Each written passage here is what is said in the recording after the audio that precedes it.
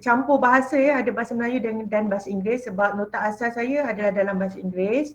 Kemudian pada dua semester yang lepas, subjek waste management, kami ada jemput penceramah daripada solid waste management Batu Pahat, dan dia ada bagi talk kepada pelajar, dan daripada situ kami adaptasikan nota dia ke dalam nota kuliah saya.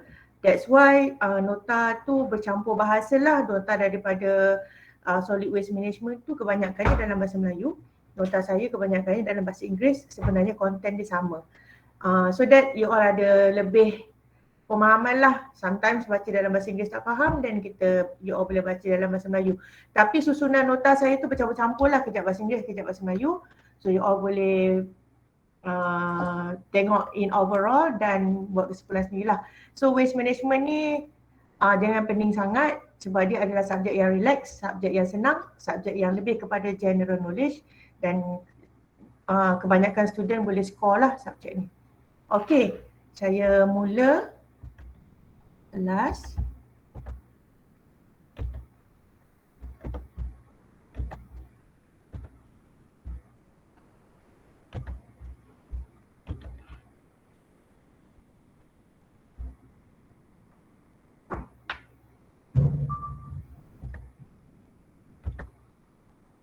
Boleh nampak nota saya. So hari ni saya buat introduction to waste management lah. So you all kena faham lah apa tu waste management. Waste management, sebelum faham waste management dan kena faham waste tu apalah dulu. Selepas kita tahu waste tu apa, dari mana penghasilan waste, banyak mana dihasilkan waste, dan kita kena manage lah kita punya waste tu dengan betul supaya kita dapat mengekalkan keselesaan kita hidup lah. Sebab contoh saja sampah dekat asrama, contoh yang paling simple sekali, you all setiap hari membuat sampah.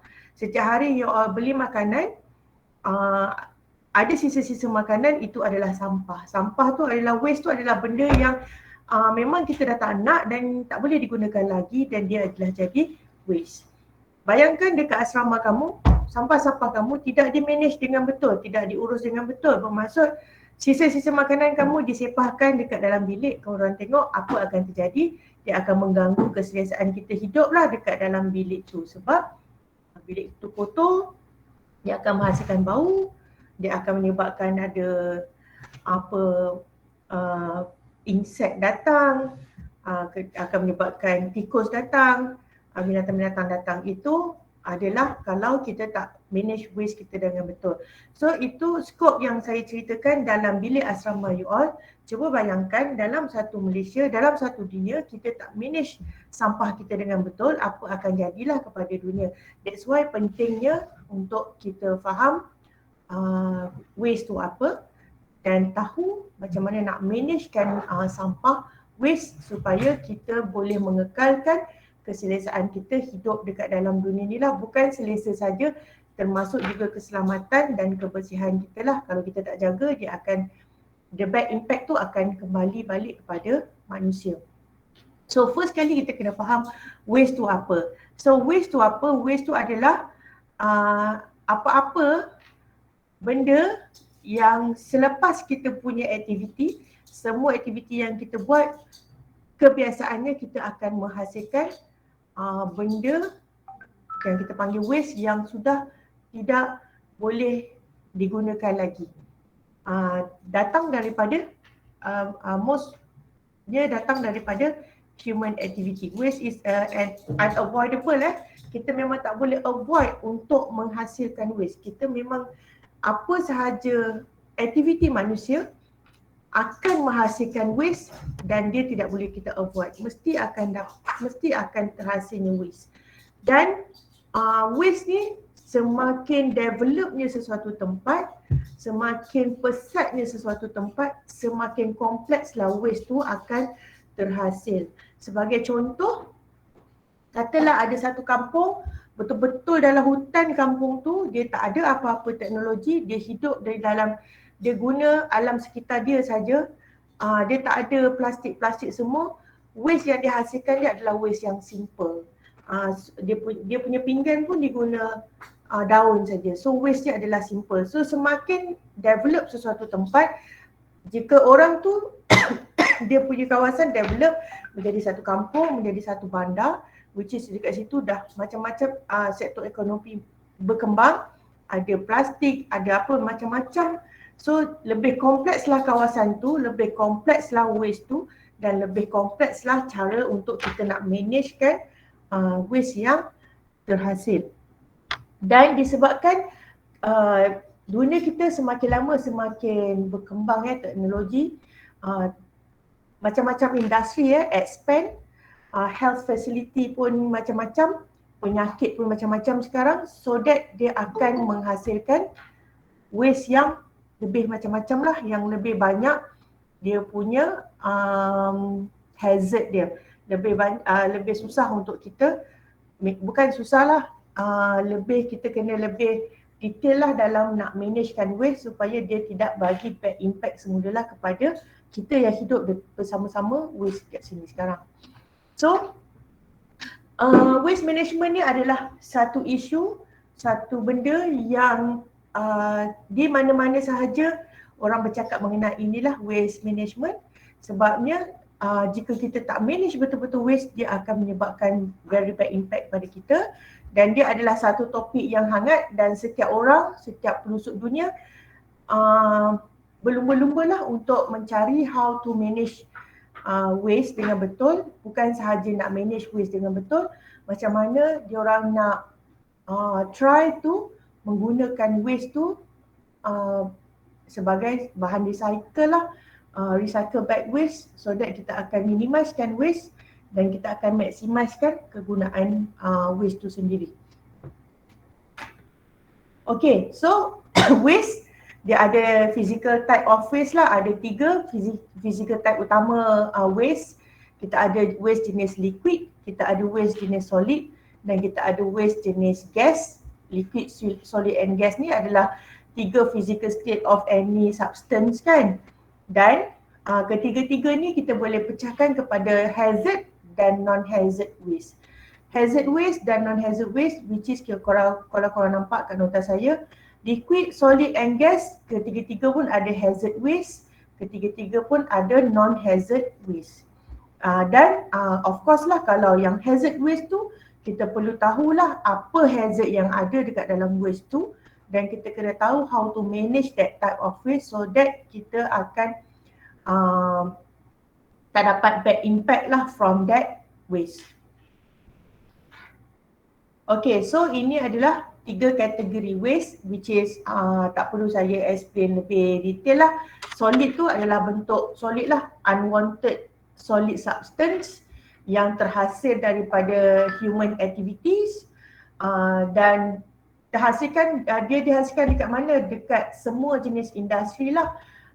Domestik pun ada hasilkan solid waste, industri lagilah banyak menghasilkan solid waste, agriculture industry, perkebunan pun banyak akan menghasilkan solid waste.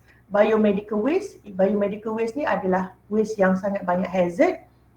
Radioactive waste, dan radioaktif, biomedical, agriculture pun ada dekat sini, banyak yang menghasilkan hazard waste.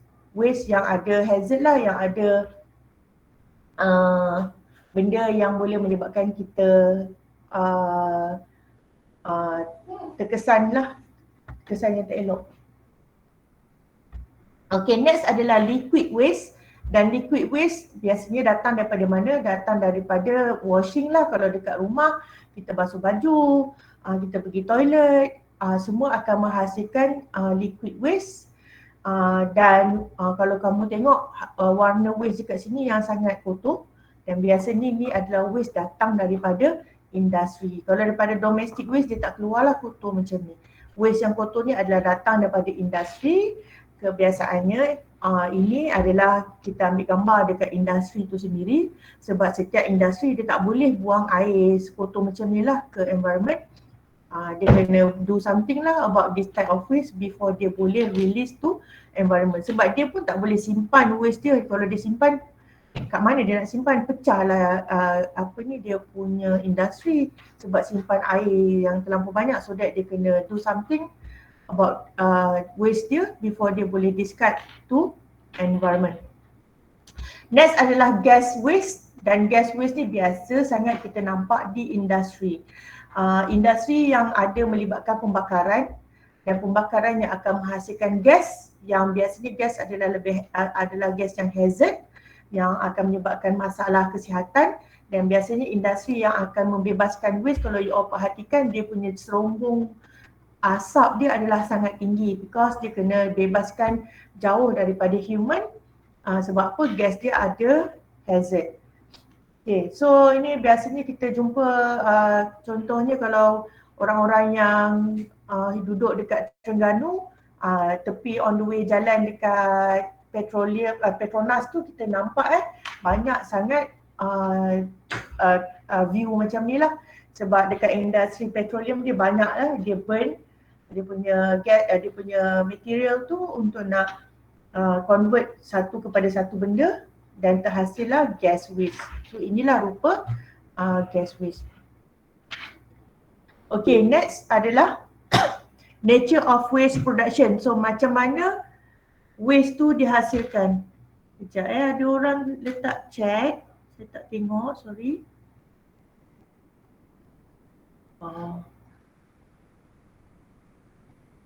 Ya, dekat mana-mana tempat yang ada petroleum punya industri memang macam itulah. Saya tak pernah sampai Bintulu. That's why saya bagi contoh Terengganu. Okay, next adalah macam mana waste tu dihasilkan. Macam the production of waste. So, kan saya cakap semua aktiviti kita akan menghasilkan waste, so that semua aktiviti yang wujud dekat dalam dunia ni semua memang menghasilkan waste. So kat sini saya cuba groupkanlah aktiviti dan the nature, macam mana nature of waste production. First adalah geographical location. Geographical location contohnya waste yang dihasilkan di tepi laut, kawasan nelayan, tak sama dengan waste yang dihasilkan dekat kawasan perkampungan yang tanam pokok kelapa sawit. Tak sama. So mengikut keadaan geografik tempat tu, penghasilan waste dia adalah berbeza-beza. Next adalah climate. Climate tu kita punya weather, cuaca lah. Waste yang terhasil dekat kawasan Kutub Utara tak sama dengan waste yang terhasil dekat kawasan padang pasir, sebab dia punya climate berbeza, waste yang terhasilkan pun berbeza. Next adalah industrialization, maksudnya kalau lebih banyak industri dekat kawasan tu, lebih advance lah industri kat kawasan tu, lebih banyaklah waste. Kita buat contoh Pulau Pinang. Pulau Pinang negeri yang sangat banyak kilang. Macam-macam jenis kilang ada kat Pulau Pinang, dan dekat Pulau Pinang penghasilan waste dia adalah sangat banyak, sangat tinggi, dan sangat macam-macam waste lah.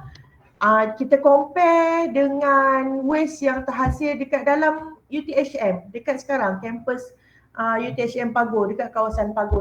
Kawasan Pagoh tak banyak sangat industri, hanya ada industri kelapa sawit yang banyak, dan kita ada satu universiti yang besar dekat sini. So kita tengok the production of waste kita adalah lebih ringan, lebih simple compare to waste yang terhasil dekat negeri Pulau Pinang yang sangat banyak industri. So itu adalah degree of industrialization. Next adalah available resource. Ini adalah berkait rapat juga dengan geographical location lah. So available resource je, contoh yang saya cakap tadi, kampung nelayan dan kampung yang tanam pokok kelapa sawit. So resource yang ada dekat kampung nelayan, dia ada banyak source daripada laut. Dia ada banyak ikan, dia ada banyak makanan laut lah yang terhasil, dan kita akan nampak available resource dia, bahan yang ada kat situ end up nanti akan menghasilkan waste. Contohnya ikan, banyak industri, banyaklah industri kat situ buat kerupuk leko, dan dia punya waste adalah jenis mungkin perut-perut ikan, kepala-kepala ikan, tulang-tulang ikan dekat kawasan tu. Ada shell punya kulit. So itu adalah disebabkan resource dia adalah jenis makanan laut, so that dia punya waste tu lebih ke arah situ. Kita compare dengan kawasan yang banyak kilang kelapa sawit, banyak kelapa sawit dan dia punya waste yang terhasil dia adalah empty fruit branch lah, yang biji kelapa sawit yang kita perah. Lepas perah, dah ambil minyak dia, dia punya sabut yang dah tak nak pakai tu, dia akan jadi waste dekat kawasan tu. So that kita nampak dua tempat yang berbeza, dia punya available resource dia berbeza, dia akan menghasilkan jenis waste yang berbeza. Next adalah socio-economic condition. Okey, lagi sekali saya bagi contoh kawasan kampung. Kawasan kampung yang dekat dengan laut, compare to Kuala Lumpur, satu bandar yang besar, socio-ekonomi dia berbeza, which is dekat kampung, ekonomi dia lebih kecil, dia tak banyak industri, so that waste yang terhasil dia adalah lebih mudah untuk di-manage lah.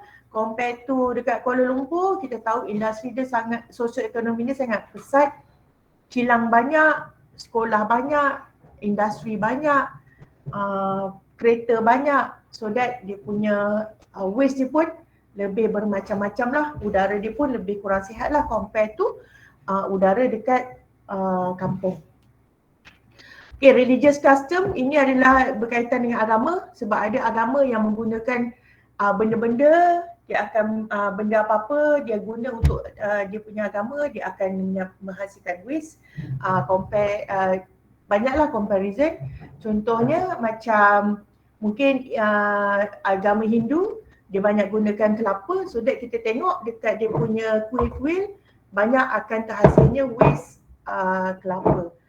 Compare to agama Buddha, mungkin dia banyak guna kertas-kertas kan yang untuk dia bakar untuk sembahyang dekat dia punya tempat tu, so that kita nampak waste yang terhasilkan yang macam itulah. So mengikut kawasan dia akan jadi berbeza. Sama juga dengan lifestyle, sama juga dengan contoh yang saya bagi tadi, lifestyle di bandar, lifestyle di kampung tak sama, that's why dia akan menghasilkan waste yang berbeza-beza. Okey, dan yang lain-lain ni lah, ni you all boleh benda ni sama je macam apa yang saya ceritakan dekat atas. Okey, next adalah apa akan jadi kalau kita tak managekan waste kita tu dengan baik. So ini adalah risk associated with poor management of solid waste. Kalau kita tak manage betul kita punya waste, so apa yang akan terjadilah, the bad impact yang akan terjadi pada environment kita, dan seterusnya the bad impact tu datang balik kepada kita lah yang tidak manage our waste. First kali, sampah yang banyak, waste yang banyak, dia akan menyebabkan tempat disease carrier punya breeding. Disease carrier ni biasanya binatang lah, contohnya nyamuk. Nyamuk dia adalah disease carrier for dengue. Lepas tu tikus. Tikus tu adalah disease carrier for banyak penyakit lah. Kencing tikus lah, typhoid lah, itu adalah datang daripada binatang, disease carrier. Disease carrier ni dalam kurungan awak letak kat sini animals. So bila banyak waste, senanglah mereka breed. Sebab apa? Bila banyak waste, banyaklah sumber makanan mereka. Contohnya rats, tikus makan sampah. Lalat, of course tempat banyak sampah banyak lalat. Nyamuk kalau banyak sampah, kadang terdedah, air bertakung, dia akan jadi tempat pembiakan nyamuk. Cockroach, of course, kalau rumah kotor sikit ada cockroach juga membawa penyakit. Pigs, birds dan banyak lagi disease vector yang boleh membiak dekat kawasan yang kita dumpkan our waste yang tidak di-manage dengan betul lah. Dan bila mereka ni ada sumber makanan, diorang akan membiak. Bila mereka membiak, diorang akan mudah untuk pergi balik kepada kita punya kawasan perumahan lah, dan dia akan menyebabkan dia membawa disease kepada balik kepada kita lah sebagai orang yang menghasilkan waste dan tak manage waste dengan betul. So the bad impact balik kepada kita. Lepas tu disebabkan mereka breed dan mereka akan spread the disease lah balik kepada kita. Sebab apa? Binatang-binatang yang membiak dekat kawasan yang kotor, kebiasaan dia akan membawa benda yang kotor lah balik ke rumah kita. Dan dia akan menyebabkan disease tu boleh spread lah kepada kita. Dan tak semestinya binatang yang membiak dekat kawasan contohnya kawasan ni walaupun contohnya kucing kita bela kucing, walaupun kucing kita tidak membawa penyakit, tetapi kucing kita boleh pergi ke kawasan yang kita tak manage waste dengan betul. Mungkin kucing kita pergi sebab dia nak tangkap tikus, okey. Tetapi kucing kita pijak kawasan sampah tu, dan dia pijak dan dia akan membawa balik benda kotor ke rumah kita, termasuklah mikrob-mikrob yang membawa penyakit boleh terlekat dekat badan kucing, kaki kucing. Dia akan spreadkan penyakit tu balik kepada kita. Okay, next adalah kalau kita tak manage kita punya waste, of course dia akan berlaku air pollution lah. Kalau kawasan sampah yang sangat banyak tidak di-manage dengan betul, dia akan menyebabkan pencemaran bau. Sebab apa? Dia berlaku pembiakan bakteria. Bakteria tu akan menyebabkan bau terhasil lah daripada dia punya metabolism dia akan memecahkan waste, dia akan membebaskan bau yang busuk lah, dan dia akan bagi pencemaran bau kepada kita. Next adalah water contamination. Walaupun ni adalah solid waste, tapi solid waste dia juga akan menyebabkan pencemaran air. Sebab apa? Bila banyak sampah biasanya mengandungi ada air, dan bila sampah tidak dimanagekan dengan betul, dia akan menyebabkan air-air sampah tu turun masuk ke dalam tanah. Dan bila air sampah masuk dalam tanah, kita panggil dia sebagai licit lah. Dan licit ni dia boleh, air kan dia boleh bergerak ikut graviti, dan dia akan pergi ke longkang-longkang ataupun pergi ke sungai berhampiran. Dia akan menyebabkan water contamination. Okay, next. Waste juga boleh menyebabkan kebakaran, fire risk. Kalau kawasan tu kita dump sampah dengan banyak, bakteria pun banyak, bakteria tu akan dekomposkan sampah, dan bakteria tu dia akan, bila dekomposkan sampah, dia akan membebaskan gas hasil daripada metabolisme dia. Contohnya yang bau busuk yang terhasil dekat kawasan sampah adalah sebab pembebasan gas methane daripada proses bakteria. Dan gas methane ni adalah gas yang mudah terbakar. Okay, disebabkan itu sampah kita kalau kita tak manage dengan betul, ada bakteria yang membebaskan gas, dan juga mungkin pada ketika situ musim kemarau yang sangat panjang, kemarau tu akan mengeringkan sampah, dan dia akan, bila ada gas, sampah tu kering, cukup tenaga, ada bahan bakar, pembakaran sendiri akan berlaku, dan dia akan menyebabkan ada fire risk. Okay, next adalah ada connection of other service. So connection of other service ni maksudnya apa? Kalau sampah tu tidak di-manage dengan betul, mungkin dia akan menyebabkan longkang-longkang semua tersumbat. Mungkin orang tu dekat belakang rumah je dia buang sampah, dan sampah tu menyebabkan longkang dia tersumbat, dan dia akan menyebabkan masalah-masalah lain boleh berlaku disebabkan tak manage sampah dengan betul. Kalau kita punya longkang tersumbat, apa yang akan berlaku lagi masalah dia macam-macam pencemaran bau. Lepas tu akan menambahkan workload lah kepada orang yang menjaga servis drain kawasan longkang punya servis. Dan juga yang paling teruk, kalau kita punya drain tu tersumbat, bila datang hujan lebat, air tak boleh bergerak, that's why dia akan menyebabkan banjir kilat. Next adalah secara overallnya dia akan menyebabkan environmental pollution lah. Pollution dari segi sampah yang banyak, dia akan menyebabkan pencemaran udara, dia akan menyebabkan pencemaran air. So secara overall dia akan menyebabkan environmental pollution. Okay, next kita tengok source of waste. Dari mana waste kita dihasilkan di mana.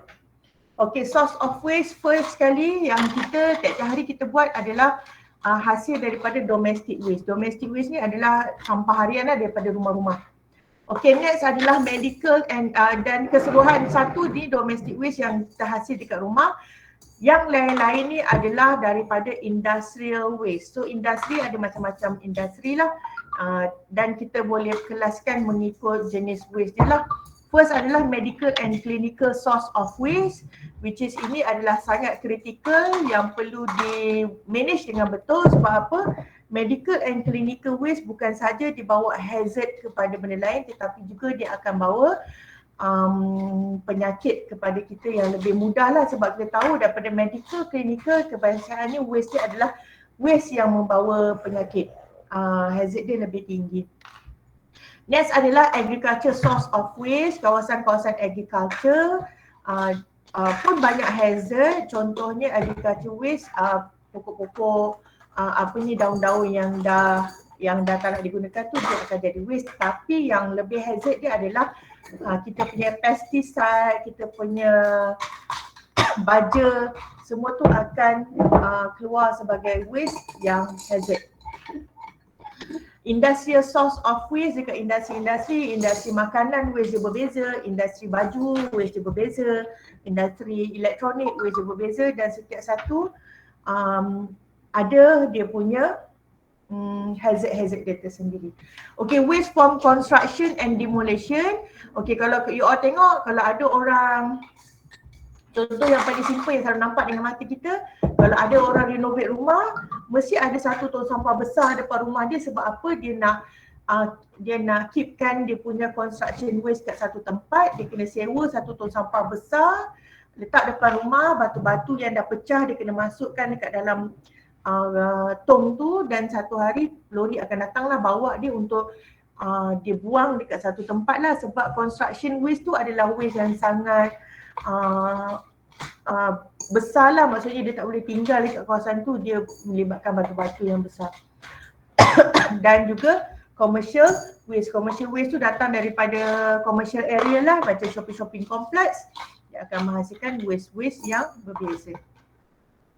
Okay, next adalah special waste yang tak banyak dihasilkan sebab dia hanya melibatkan special industry, tetapi tetap wujud dekat dalam dunia. Dia ada mining sources, tempat-tempat yang orang korek-korek biji timah, korek apa-apalah yang kita mainkan kita punya benda, kita punya alam sekitar, dia akan menghasilkan waste yang berbeza. Kita ada radioactive source dan kita ada electronic source of waste. Okay, ni satu-satu source of waste. Domestic waste tu adalah datang daripada mana? Daripada household, daripada sekolah, daripada office, daripada market, restoran, daripada public area. Dan kebanyakannya domestic waste ni, apa jenis-jenis dia adalah jenis seperti plastik bag, tin-tin minuman, ada kaca botol, plastik botol, broken furniture, baju, dan juga sampah-sampah basah lah. Itu adalah kita punya domestic waste. Next adalah medical and clinical source of waste. Okay, biasanya kalau dekat hospital kita akan nampak beberapa jenis warna plastik. Sebab apa? Sebab mereka managekan dia punya waste. Dia tahu, dia nampak kalau plastik warna kuning tu dia nak manage macam mana. Plastik warna merah dia nak manage macam mana. So that dekat hospital cara waste management dia kritikal lah, sebab dia melibatkan banyak benda yang boleh menyebabkan penyakit. Senang nak terus dapat penyakit tu pada kita lah. waste yang dihasilkan daripada medical and clinical source of waste tu of course daripada healthcare facilities dan juga daripada labs makmal di hospital, dan kita refer dia sebagai medical and clinical waste. Apa yang ada dalam medical and clinical waste ni, dia adalah seperti pharmaceutical waste, ubat-ubat yang dah tak terpakai itu akan jadi waste. Ubat-ubat tu tak boleh dibuang begitu sahaja sebab dia adalah chemical yang mungkin ada hazard dia kalau kita buang dekat kesihatan, dekat environment. Blood of course dekat medical and clinical, of course blood lah yang paling banyak waste yang dihasilkan yang sangat hazard. Kita ada body parts tu kalau daripada operation ke, daripada accident ke, ada patah tangan, bukan patah tangan, tangan dia tercabut ke, so dia jadi body parts of waste. Ada wound dressing, luka-luka yang kita cuci, dia akan ada darah, dia akan ada nanah, so dia akan jadi satu waste yang kena manage dengan betul lah. Needles, kita punya jarum and syringe juga adalah satu waste yang sangat hazard. Sebab apa? Lepas kita cucuk patient, needle tu mungkin ada pathogen lah, sebab kita tak tahu patient tu ada sakit apa. Mungkin patient tu ada HIV, so that kalau tercucuk pada kita juga akan dijangkiti HIV. That's why needles and syringe tu adalah satu waste yang perlu dimanagekan dengan betul. Next adalah industrial source of waste. Kita nampak kalau dekat industri, biasanya dekat industri tu sebelum dia boleh buat kilang dia kena buat dulu dia punya waste management plan. Dan dia kena sediakan dekat industri dia kena sediakan kawasan untuk dia nak manage dia punya waste, so that hazard daripada dia punya industri tak terkeluar ke environment dan kena kepada penduduk sekitar lah. So industri, dia ada macam-macam industri dan setiap satu industri dia ada waste dia sendiri dan dia ada hazard dia tersendiri. Okey, contohnya ada chemical plant, ada cement factory, ada power plants, ada textile industry, food processing industry, petroleum industries, dan lain-lain. Contohnya, saya bagi contoh textile industry compared to food processing industry. Kalau textile industry, waste dia lebih kepada waste water dan waste dia adalah lebih kepada waste yang waste water yang ada dye, ada colour. Sebab apa? Kalau textile kita colourkan baju, lepas colourkan baju, air dia juga membawa dye yang berlebihan dan dia jadi waste. Dan tu sebab air daripada textile industry tu warna dia lebih gelap dan air tu tidak boleh dibebaskan ke environment. Dia kena treat dululah air dia, baru dia boleh bebaskan ke environment. Compare to food processing industry, waste dia mungkin lebih kepada solid dan juga ataupun kalau waste water dia tak sekotor daripada textile industry, tapi tetap dia ada hazard. Okay, next adalah agriculture waste. Kalau you all tengok ni agriculture waste, benda-benda daripada pokok, daripada daun, buah yang tidak boleh digunakan lagi, so that dia jadi waste. Agriculture waste biasanya lah dia kurang hazard. Kalau hasil-hasil pokok ni kurang hazard dan biasanya digunakan untuk dikompos semula, dan dia jadikan baja lah. Tapi walaupun dia tidak hazard dari segi waste, tapi dia boleh hazard dari segi kalau tidak di-manage dengan betul lah. Kita tahu ni adalah sumber makanan yang banyak kepada binatang-binatang perosak. Kalau dia tak manage dengan betul, so that banyaklah tikus dan segalanya boleh membiak dekat sini dan patah balik dia akan jadi hazard kepada kita. Okay, dan juga daripada agriculture source of waste kat sini, of course dia ada lagi waste selain daripada pokok-pokok, daun-daun yang terhasil menjadi waste, tapi dia juga akan menghasilkan waste daripada dia punya pesticide container, daripada dia punya baja punya container, semua tu ada dia punya hazard yang terhasil, hazard of that waste yang kita kena manage dengan betul. Okay, ni adalah construction and demolition waste. Ni yang saya cakapkan tadi, kalau kita nak demolishkan satu bangunan, demolition waste kat sini nampak dah ada macam-macam, ada besi, ada batu yang dah tak boleh digunakan lagi. So that dia kena manage dengan betul lah supaya dia tidak hazard kepada manusia. Contohlah kalau macam-macam ni ditinggalkan, kalau ada budak datang main dekat sini, nampak tak besi-besi tercucuk, boleh tercucuk pada budak, dia akan jadi hazard lah kepada orang tertentu, kepada dia orang. Okey, ni adalah commercial waste yang lain. Contohnya kereta-kereta lama yang dah tak boleh dipakai lagi, dia akan jadi waste. Dia akan menyebabkan dia kena dimanagekan dengan betul lah. So ini biasanya kita nampak dekat kedai-kedai kereta potong dia dah tak ada cara lain untuk nak terminatekan this type of waste, so that dia kena compresskan waste tu jadi seminimum yang mungkin dan dia susunlah seperti ni. Okay, ni adalah mining source of waste. Biasanya tempat mining dia adalah dia punya waste dan dia ada dia punya plan sendiri macam mana untuk dia nak make sure dia punya waste, hazard of waste dia tak terkeluar ke environment. Next adalah radioactive waste. Radioactive waste biasanya kita akan simpan dalam kontainer yang betul dan dia kena dimanagekan dengan betul lah. Kalau tidak, kalau dia explode, dia akan menyebabkan masalah kesihatan yang serius lah kepada orang yang terkena radioaktif. Next adalah electronic source of waste. Lalu kita nampak benda-benda ni berlaku. Contoh-contohnya TV-TV lama, komputer-komputer lama yang memang dah tak boleh pakai lagi, dia akan jadi electronic source of waste. Waste dia sangat susah untuk manage, tetapi ada sekarang ni mereka dah ada cara. Sebabnya electronic source of waste biasanya dia ada benda yang dia boleh benda yang berharga daripada electronic waste ni, sebab dia orang boleh guna certain parts of electronic waste ni untuk digunakan semula lah. Tapi inilah rupa electronic part of waste. Dia tak adalah menyebabkan masalah pencemaran bau, pencemaran air, tapi dia boleh menyebabkan hazard benda lain lah, hazard tajam jika ada orang main dan tak manage dengan betul.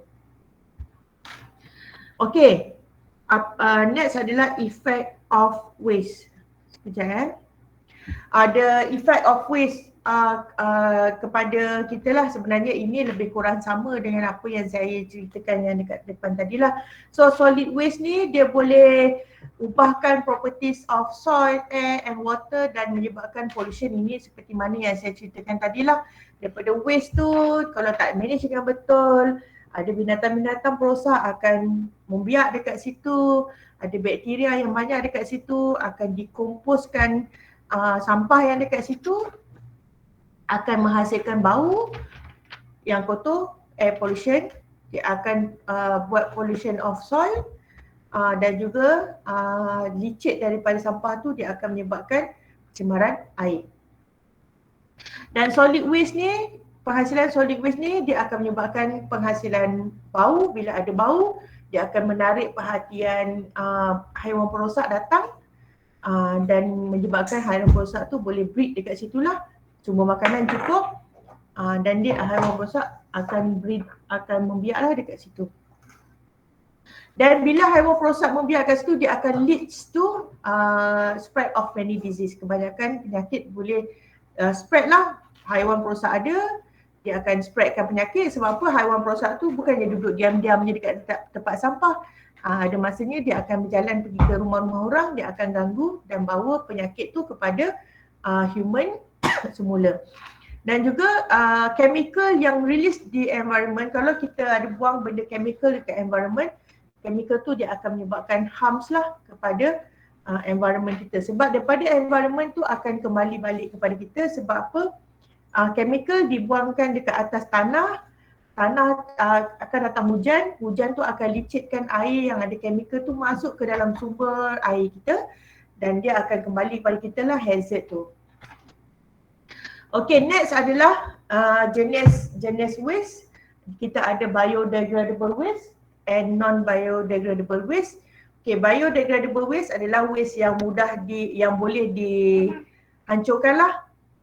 Dia adalah jenis-jenis yang natural, daripada sumber natural lah, bukannya daripada plastik lah. So dia biodegradable waste adalah dia boleh breakdown dekat dalam natural lah, dia boleh dikecilkan, dimusnahkan, dikomposkan dekat nature kita. Dan biasanya biodegradable waste dia wujud dekat dalam dunia, dia wujud dalam tempoh masa yang singkat lah. Sebabnya bila dekat environment, dia boleh didegradekan dan dia boleh hancur lah. Dan biasanya biodegradable waste tu kita boleh recycle. Contohnya adalah kita punya vegetables, papers, sisa-sisa makanan biasanya adalah biodegradable. Non-biodegradable adalah waste yang tidak boleh dipecahkan dekat dalam nature. Kalau kita nak pecahkan, mungkin kita kena guna chemical ataupun mechanical untuk kita pecahkan this type of waste. Disebabkan dia bukan biodegradable, dia akan wujud lama lah dekat dalam dunia kita dan tidak boleh di-recycle. Contohnya adalah plastik and metals. Okay, kejap saya nak tengok kat mana saya nak berhenti. Saya dah penat dah bercakap. Okay, saya berhenti sikit lagi. Okay, next adalah classification of solid waste. Solid waste kita ada jenis organic solid waste and inorganic solid waste. Dia sama jugalah, degradable and biodegradable. Organic tu adalah datang daripada pokok-pokok, nature, which dia boleh didegradekan dan kita komposkan dan dia walaupun dia boleh degrade, disebabkan dia boleh degrade, waste jenis ni akan mudah mengeluarkan bau lah sebab dia boleh degrade. Degradation tu menyebabkan bakteria datang, dia akan menghasilkan gas methane, dia akan menyebabkan bau. Inorganic solid waste adalah plastik-plastik, botol-botol ni adalah inorganic lah, buat daripada bahan-bahan kimia, dan dia biasanya tak boleh didegradekan, walaupun dia taklah berbau busuk, tapi dia lebih susah didegradekan, dia lagi menyebabkan masalah persekitaran lah kalau kita tak manage dengan betul. Sebab apa? Dia akan menyebabkan bukanlah pencemaran bau tapi pencemaran pemandangan. So pemandangan kita lebih tak cantik lah. Kalau plastik sampah tu banyak dekat kawasan tu, tak manage, kita akan nampak bersepahnya tempat tu, kita pun tak suka kan. Okay, next adalah garbage and rubbish. Garbage and rubbish. Okay, garbage tu adalah benda yang boleh dikompos lah. Contohnya biodegradable punya waste. Rubbish tu biasanya non-degradable punya waste, yang contohnya glass, paper, cloth, dan dia ada untuk rubbish dia ada combustible and non-combustible yang boleh dibakar dan hancurkan dia, dan juga ada yang jenis kalau kita bakar pun dia tak hancur. So contohnya ni adalah cans, metal, glass, ceramic. Yang ni adalah non-combustible rubbish. Kalau combustible rubbish tu macam papers, cardboard, kayu. Kalau kita bakar, dia boleh, bukanlah lenyap, kalau kita bakar dia boleh minimumkan dia punya waste, so that kita punya management dia tak begitu susah seperti non-combustible waste. Okay, bila kita bakar waste, dia akan menghasilkan ashes, abu. Abu ni adalah product of charcoal. Bila kita bakar, dia akan jadi warna hitam. Ashes ni biasanya dia lebih kecil, lebih halus, tetapi dia mudah terbang. Yang ash ni pun kita kena manage dengan betul. Sekejap. Okay, next adalah waste. Selain benda yang tadi lah, kita ada demolished material, abandoned cars, construction waste dan juga municipal waste. Okay, saya rasa saya berhenti setakat ni dulu. Okay, kalau ada apa-apa nak tanya boleh tanya sekarang.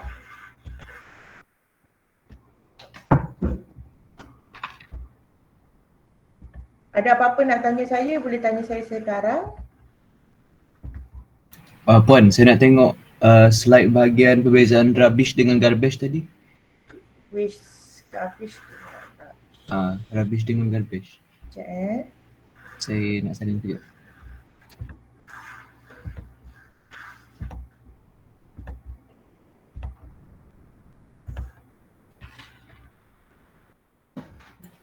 Puan, apa beza garbage rubbish dengan organic inorganic? Garbage dengan rubbish ni adalah dia adalah macam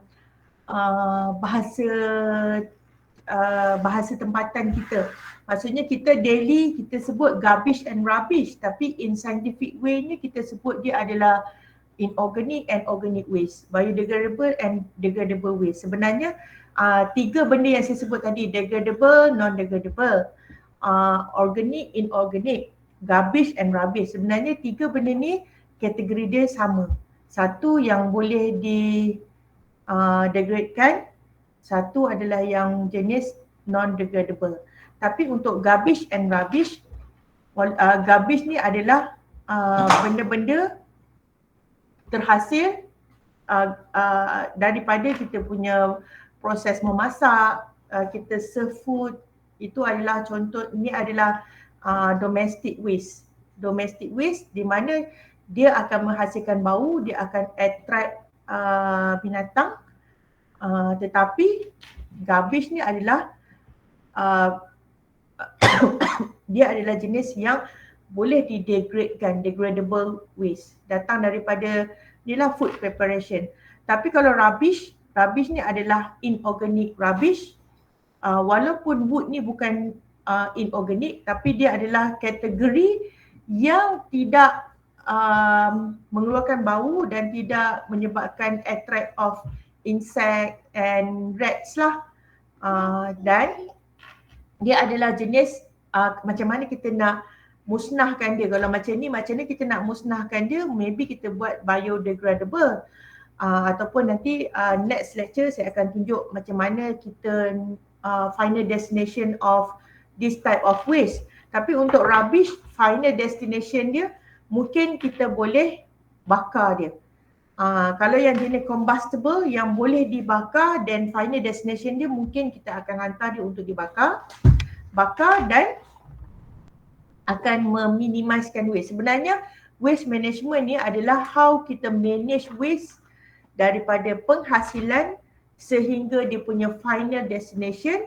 Tapi sebelum sampai final destination tu, kita cuba untuk minimaliskan jumlah waste tu ataupun berat waste tu before kita ke final destination. Sebab bila final destination, kalau kita tak buat apa-apa pada waste tu, dia akan jadi sangat banyak dan dia akan jadi bebanan balik kepada negara lah, macam mana dia nak manage waste yang sangat banyak. So waste tu biasanya kita akan ada waste yang kita akan bakar dia untuk nak kecilkan dia punya final product untuk kita hantar ke final destination, final disposal dia lah kita panggil.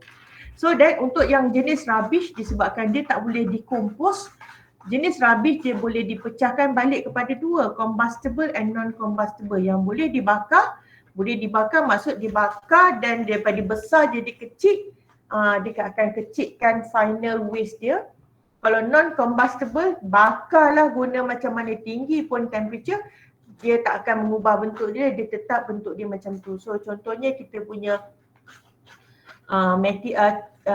cans, kita punya botol-botol kaca, biasanya kalau bakar pun dia tak jadi apa-apa. Dia adalah jenis non-combustible. So garbage and rubbish, organic and inorganic, biodegradable and degradable, tiga benda ni berkait rapat lah, lebih kurang sama, tetapi ada yang tak sama. Sebab biodegradable juga termasuk kita punya kayu, tapi kayu tu masuk ke dalam kita punya rubbish. Sebab apa? Dia Tidak boleh dikomposkan dengan senang. Dia boleh dikompos tapi mengambil masa yang sangat panjang so that kita masukkan dia dalam kategori rubbish. Okay. Okay ke lagi pening? Okey Puan. Siapa yang tadi nak tanya garbage and rubbish? Dah okey ke belum? Okey Puan, terima kasih. Okay, ada soalan lain? Kalau tak ada sudah.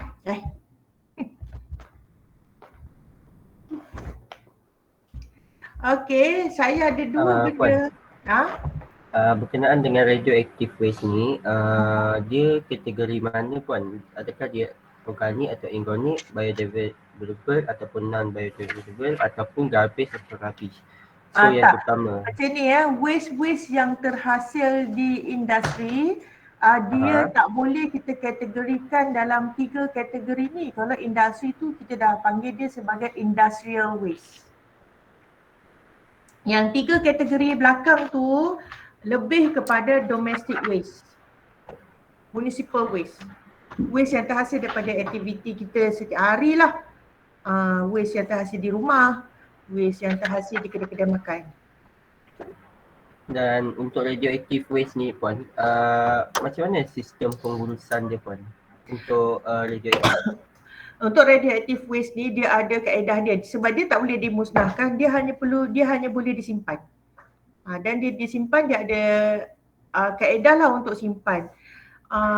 Mungkin saya boleh propose kepada Puan Aida sebab kita orang untuk subjek ni banyak kita orang panggil industri lah untuk bagi ceramah sebab setiap industri cara dia orang manage waste tu berbeza-beza. Mungkin kali ni kita orang boleh cuba cari daripada jabatan radioaktif ada satu tu dekat Bangi. Nanti kita boleh tengoklah cara dia manage waste dia dengan betul lah, radioactive waste ni.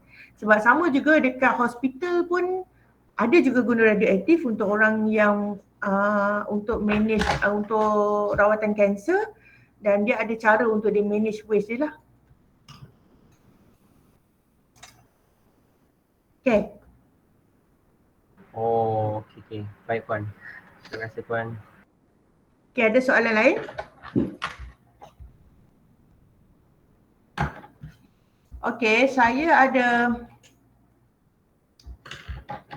satu simple quiz, simple je untuk you all jawab.